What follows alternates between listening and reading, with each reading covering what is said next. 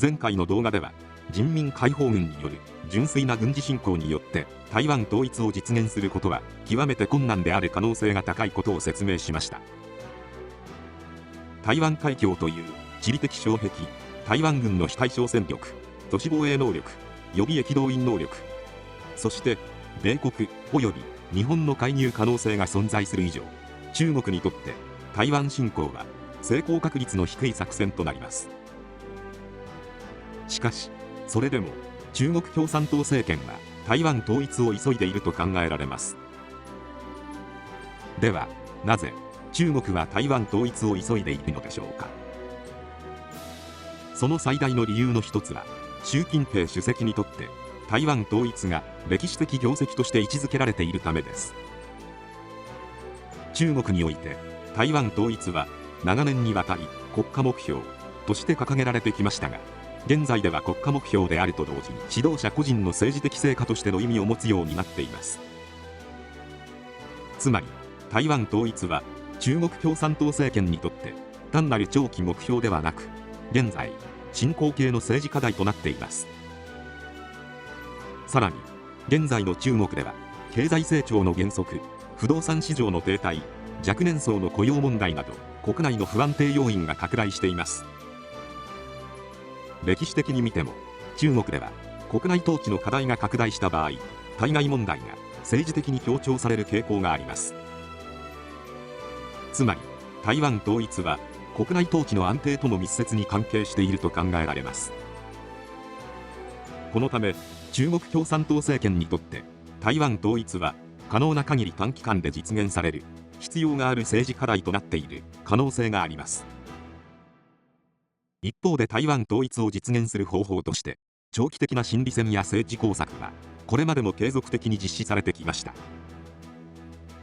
しかしこれらの方法は長期的には効果を持つ可能性があるものの、短期間で統一を実現する主作戦にはなり得ません。したがって中国が短期間で台湾統一を実現しようとする場合、選択される可能性が高いのは政治工作や心理戦ではなく、より短期間で効果を発揮できる国家手段を組み合わせた超限戦であると考えられます。そしてその中心となるのは米国及び日本の介入を抑止した上で台湾を孤立させる封鎖型作戦である可能性が高いと考えられます。では最初に中国が台湾封鎖を成立させるために最優先で実施すると考えられる米軍介入阻止の方法について整理していきます。台湾封鎖という作戦を成立させるためには一つの前提条件があります。それは米軍の介入を阻止することです。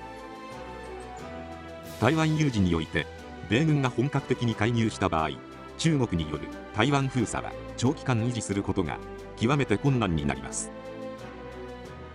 そのため中国にとって重要なのは、米軍に軍事的勝利を収めることではなく、米軍の参戦判断と初動展開を遅らせることになります。この時中国が最初に試みる可能性があるのは、米国との政治的取引によって介入そのものを回避する方法です。これは中国にとって最も低いリスクで米軍介入を阻止できる可能性がある手段だからです。しかしこの方法が成功する可能性は極めて低いと考えられます。なぜなら米国の台湾政策は大統領の判断だけで決定できるものではなく、台湾関係法をはじめとする制度によって強く規定されているからです。仮に米国大統領が中国との取引によって台湾問題への関与を弱めようとしても、大統領の一存で台湾を見捨てることは制度的にも政治的にも極めて困難です。さらに米国議会は長年にわたり台湾に対する武器供与や安全保障協力の枠組みを整備してきました。そのため台湾問題を取引によって処理するためには、大統領だけではなく議会を含む米国政治全体を納得させるだけの材料が必要になります。かつてはレアアース資源が重要な交渉材料となる可能性がありましたが、日本や米国を中心に供給網の多様化が進められており、その戦略的影響力は低下しています。つまり中国は米国議会を含む政治全体を動かすだけの取引材料を十分に保有しているとは言い難い状況にあります。次に想定されるのは、台湾とは別の地域で軍事的緊張を発生させ、米軍の兵力と弾薬備蓄を分散させる方法です。現在、米軍はウクライナ戦争支援や中東地域での軍事行動によって多数の精密誘導弾や防空ミサイルを消費しています。特に SM2、SM6、PAC3、サード、AIM-120 といった防空、迎撃系の弾薬は基地防衛や艦隊防衛に不可欠な装備であり、その備蓄不足は米軍の前方展開能力に直接影響します。もし台湾有事の直前または同時期に中東や欧州正面で大規模な軍事的緊張が発生した場合、米軍は複数正面への対応を迫られることになります。特に中東で大規模戦闘が発生した場合、米軍は空母打撃群、防空部隊、空中給油機、輸送機、ミサイル防衛戦力を投入せざるを得なくなります。また、欧州正面でロシアによる軍事的圧力が強まれば、米軍は NATO 防衛との同時対応を迫られることになります。このような状況が発生すれば、米軍は台湾方面に戦力を集中させることが難しくなります。他方面で有事が併発している場合、おのずと台湾有事に投入できる兵力は減少しますが、極東には在日米軍と在韓米軍が存在しており、初期段階では在日米海空軍と海兵隊、それに在韓米空軍に加え、武力攻撃事態の認定を受けた自衛隊が防衛出動するでしょうから、これらの日米の初動戦力だけでも中国軍は台湾侵攻を断念せざるを得ない可能性が高いです。つまり初動として在日米軍が他方面にすでに投入されている状態でない限り、中国軍が先制攻撃で主導権を取ったとしても台湾侵攻は難しいでしょう。これは前回の動画ですでに結論が出ております。したがって中国軍は米軍に先制攻撃はせず、米軍に介入する理由を与えないように台湾有事を着起させる必要があるわけです。在日米軍が攻撃を受けない場合、日本は武力攻撃事態の認定をできませんから、存立危機事態というさらに要件が厳しい認定を下す必要があり、介入を決断したとしても世論は分裂するでしょうし、決断までに時間がかかるでしょう。したがって中国軍は台湾有事に際しては初動で在日米軍に攻撃は行わないと思われます。初動で在日米軍を攻撃しないことで米軍と自衛隊の介入を防ごうとするでしょう。しかしここで日本が単独で台湾支援に乗り出す可能性はゼロではありません。それはなぜかというと、台湾が中国に併合された場合、東シナ海、南シナ海のシーレーンが完全に中国軍の管理下に入るということ、さらには台湾が中国になることで南西諸島に中国軍がより近づくことになりますし、何より太平洋に直接中国軍が出られることになりますので、南シナ海や東シナ海だけではありません。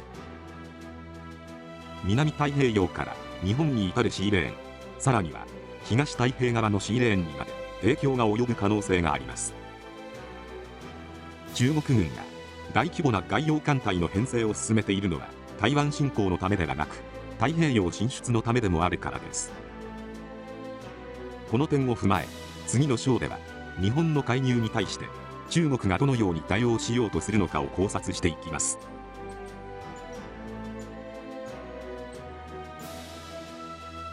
台湾有事において中国にとってもう一つ極めて重要な課題となるのが日本の介入を阻止することです。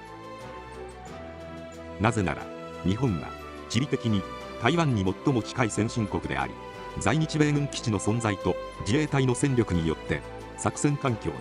極めて大きな影響を与えるからです。特に沖縄、九州、本州の基地は米軍航空戦力及び海上戦力の前方展開拠点として機能するため、日本の関与は台湾有事の帰趨を左右する重要な要素となります。そのため中国にとっては米軍の介入と同様に日本の介入をいかに遅らせ、あるいは回避するかが重要になります。ここで重要となるのは、日本は米国とは異なり、参戦に際して国内政治の判断と法的手続きを必要とする国家であるという点です。つまり日本の介入は法制度上の制約を受けつつも、最終的には政治判断によって大きく左右される構造になっています。このため中国がまず狙うのは、日本の意思決定そのものを遅らせることです。まず想定されるのが、中国国内に滞在する日本人に対する出国制限措置です。これは直接的な危害を加えなくとも、日本政府に対して強い政治的圧力として機能する可能性があります。さらに情報戦や認知戦の強度を高めてくると考えられます。例えば台湾有事は日本の戦争ではないという認識を国内に拡散し、介入に対する政治的ハードルを引き上げることが想定されます。これはマスコミ、政治家、知識人、インフルエンサーなどを通じて常時行われており、台湾有事の際は規模が拡大される可能性が高いです。近年はこうした情報の影響力が限定的になりつつあるものの、一定の効果は依然として存在すると考えられます。さらに在日米軍基地の使用を国内問題として争点化させ、基地使用に対する反対運動や政治的対立を誘発することも重要な手段となります。これも常時行われており、手の内は日本国民の多くに知られてきており、単独では決定的ではないものの、他の手段と組み合わせることで一部の国民には効果を発揮する可能性があります。次にサイバー攻撃による社会インフラへの影響も想定されます。ただしこれが明確な武力攻撃と認定された場合、日本の介入を招く可能性があるため、中国側も慎重に運用すると考えられます。このため大規模破壊ではなく、責任の所在を曖昧にした形での限定的な撹乱にとどめる可能性があります。また経済的手段も重要な圧力として用いられると考えられます。レアアース、医薬品原料、各種工業製品など中国への依存度が高い分野において供給制限が行われる可能性があります。日本は代替調達の整備を進めていますが、全ての分野で完全に代替できているとは言い難く、この点は依然として弱点となり得ます。さらに電力、通信、金融、交通といった基幹インフラに対する撹乱が発生した場合、日本政府は国内の安定維持を優先せざるを得なくなります。日本国内には外部勢力の影響下にあるネットワークが存在すると指摘されており、これらを利用した活動が行われる可能性もあります。これらが具体的な行動に移行した場合、民生用ドローンなどを用いた局所的な攻撃や妨害活動が発生する可能性も否定できません。国民生活に直結するインフラを標的とすることで社会不安を増幅させ、政府の意思決定に影響を与えることが狙いとなります。特に都市部においてテロや大規模混乱が発生した場合、政府の意思決定は大きく制約されることになります。さらに中国は軍事衝突以前の段階から日本周辺での活動を活発化させる可能性があります。東シナ海、南西諸島周辺、日本海など複数の方向で同時に緊張を発生させることで自衛隊の対応を分散させることが可能になります。またロシアや北朝鮮などが連動して動く可能性もあり、日本に対する圧力は多方面から同時に加わることになります。加えて韓国など友好国である周辺国の政治状況によっては、日本との間で新たな緊張が生じさせるよう中国が仕向ける可能性があります。これも日本にとってはリスク要因となります。特に韓国は日本との距離も近く、近代的な兵器も有していますので、韓国の成長が日本に対して厳しい状態になってくると、日本も対応を迫られるでしょう。過去にも反日を前面に押し出した政権の時にはレーダー照射事件なども起きており、反日が軍事的な緊張に高まるとそれに対応する戦力が必要になるため、日本にとってはとても厳しい状況に陥ります。中国も日本と韓国の微妙な関係はよくよく理解しているので、常に日本との関係における不安定要素を探り、隙があればすぐにでも韓国に揺さぶりをかけるでしょう。さらに日本の排他的経済水域や領海周辺において海上民兵や漁船など多数の船舶を投入し、日本側の対応負担を増大させることも想定されます。これはすでに行われている活動の延長線上にあり、比較的低コストで継続的な圧力をかけることが可能な手段です。場合によっては海上民兵の漁船に海警の巡視船を随伴させ、理由を作って日本の漁船の拿捕など強硬な措置に発展する可能性もあり、拘束された民間人が政治的圧力として利用されることも考えられます。さらに極端なケースとしては人質事案の発生も想定されます。在外邦人の拘束、漁民の拿捕、さらには民間輸送手段を利用した不正侵入による建物や町そのものの占拠など多様な形態が考えられます。このような事案が発生した場合、法的には通常の犯罪として扱われるため、国家としての迅速な対抗措置が取りにくくなる可能性があります。日本は法治国家であり、対応には証拠と手続きが必要となるため、この時間差が戦略的に利用される可能性があります。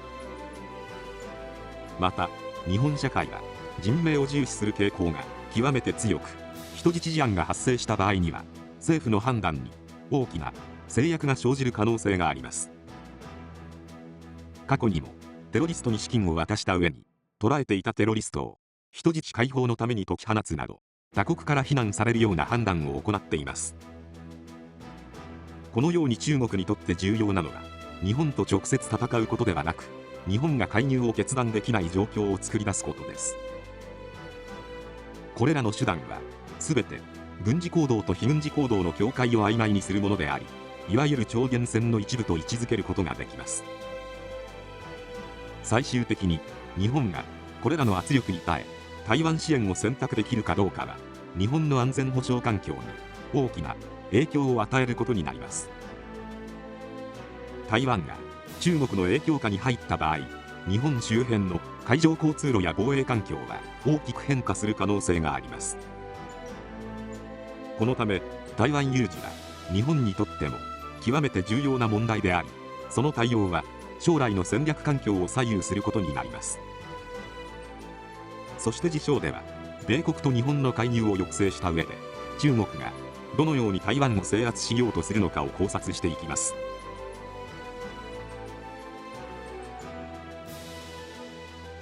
米国及び日本の介入を抑制できた場合、中国が次に実施する可能性が高い作戦が台湾封鎖です。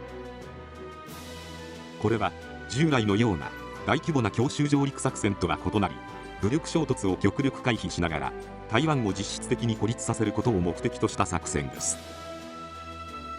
台湾はエネルギー、食料、工業原材料の多くを海上輸送に依存しており、外部からの物流が途絶した場合、社会機能は急速に低下します。そのため海上交通を遮断することができれば、台湾は戦闘を行わずとも深刻な状況に陥る可能性があります。ここで重要となるのは、現代における封鎖は必ずしも軍事力による完全遮断を意味しないという点です。中国が想定する封鎖は宣戦布告を伴うものではなく、グレーゾーンにおける圧力の積み重ねによって成立する可能性が高いと考えられます。具体的には中国海警局、海上民兵、民間船舶などを前面に出し、海上法執行活動という形で台湾周辺海域の航行を制限することが想定されます。この場合、軍事行動ではないと主張することで、米国及び日本の武力介入の法的根拠を曖昧にすることが可能になります。また、多数の船舶を用いて航路上に存在し続けることで、物理的な衝突リスクを高め、商船の航行を困難にすることができます。さらに、保険料の高騰や航行リスクの増大によって民間企業が自主的に台湾向け輸送を停止する可能性もあります。現代の封鎖は全ての船舶を撃沈する必要はなく、航路が危険であると認識させるだけで成立します。これはイラン戦争においてイランがホルムズ海峡を封鎖した時に採用した作戦であり、その効果はエネルギー価格の高騰や海上輸送の停滞として現れ、国際経済に大きな影響を与えました。このような状況が継続した場合、台湾のエネルギー供給は数週間から数ヶ月の単位で深刻な影響を受けることになります。特に液化天然ガスや石油の備蓄には限界があり、発電能力の低下は産業活動と国民生活の双方に直結します。さらに金融市場にも影響が波及し、通貨の不安定化や資本流出が発生する可能性があります。こうした経済的圧力は軍事攻撃とは異なり、外部からの支援が行われたとしても短期間で解消することが難しいという特徴があります。また中国は同時に情報戦や心理戦を展開し、台湾社会に対して孤立感と不安を植え付けることが考えられます。具体的には支援は来ないという認識を拡散し、抵抗を続けることの意味を低下させることが狙いとなります。このような状況において台湾軍の作戦はいわば籠城戦に近い性質を持ちます。しかし籠城戦は外部からの増援、すなわち5詰めがあって初めて成立する戦い方です。米軍及び自衛隊による支援が期待できない状況となった場合、台湾単独で封鎖を突破することは極めて困難になります。特に数千隻規模の船舶を用いた広域的な海上封鎖に対しては、台湾軍の海空戦力だけで対処することには限界があります。さらに封鎖が長期化した場合、台湾内部の社会構造にも変化が生じる可能性があります。経済の停滞、生活物資の不足、将来への不安などが重なった場合、交戦継続そのものに対する疑問が社会全体に広がる可能性があります。台湾は民主主義国家であり、政治は世論の影響を強く受けます。そのため封鎖が長期化し、外部支援が期待できない状況が続いた場合、中国との妥協や統一を容認する意見が一定数出てくる可能性があります。このように台湾封鎖は軍事力による制圧ではなく、経済、心理、社会の各側面に圧力をかけることで戦わずして統一を実現することを目的とした作戦であると考えられます。つまりこれは従来の戦争とは異なり、戦闘の勝敗ではなく国家としての意思を維持できるかどうかが問われる戦いとなります。そして中国にとっては大規模な損害を伴う上陸作戦を回避しつつ、台湾を支配下に置くことができる現実的な選択肢となり得ます。以上のことから中国は純粋な軍事侵攻ではなく、このような封鎖を軸とした超限戦によって台湾統一を図る可能性が高いと考えられます。これが現実的なシナリオです。結論、ここまでの分析を総合すると、中国が台湾統一を目指す上で純粋な軍事侵攻による占領は極めて困難であると考えられます。人民解放軍は急速な近代化を進めているものの、日米台の戦力バランス、地理的条件、そして統合作戦能力の不確実性を考慮した場合、大規模な強襲上陸作戦を成功させる可能性は高くありません。また仮に上陸に成功した場合であっても、その後の市街戦や補給維持、国際介入への対応を考えると、短期間で戦争を終結させることは極めて困難です。このような状況から中国自身も純粋な軍事侵攻が高リスクであることは十分に認識していると考えられます。そのため中国が選択する可能性が高いのは、軍事力に依存しない形で台湾を統一へと追い込む戦略です。すなわち米国及び日本の介入を回避しつつ、グレーゾーン作戦、経済的圧力、心理戦、そして海上封鎖を組み合わせた超限戦によるアプローチです。この戦いにおいて重要となるのは、戦闘の勝敗ではなく国家としての意思をどこまで維持できるかという点です。台湾は軍事的には高い防衛能力を有していますが、長期間にわたり孤立した状態を維持できるかどうかは別の問題となります。また日本にとっても台湾有事は極めて重要な問題であり、その対応は自国の安全保障環境を大きく左右することになります。しかし、中国は日本と米国の意思決定の遅延や分断を狙うことで、介入そのものを成立させない状況を作り出そうとする可能性があります。このように見ていくと、台湾有事は従来の戦争の延長線上にあるものではなく、軍事、経済、情報、政治が一体となった複合的な戦いであることがわかります。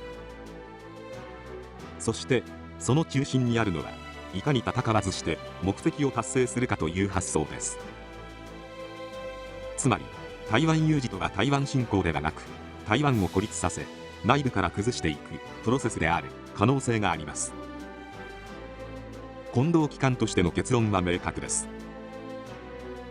現時点の戦力バランスを前提とした場合、中国が純粋な軍事侵攻によって台湾を占領することは極めて困難であり、現実的な選択肢ではないと考えます。その一方で、中国はこの制約を理解した上で、勝てる形に戦い方そのものを変えてくる可能性が高いと考えられます。それは台湾有事ではあるものの、台湾侵攻ではなく、台湾封鎖、孤立、併合を目指すものと考えます。すなわち武力衝突を最小限に抑えつつ、封鎖、圧力、分断によって台湾を統一へと導く戦略です。このような戦略が現実化した場合、日米が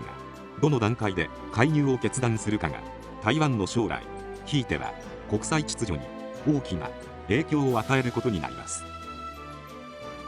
特に台湾は半導体産業において世界的に重要な地位を占めており、その帰趨は国際経済にも重大な影響を及ぼします。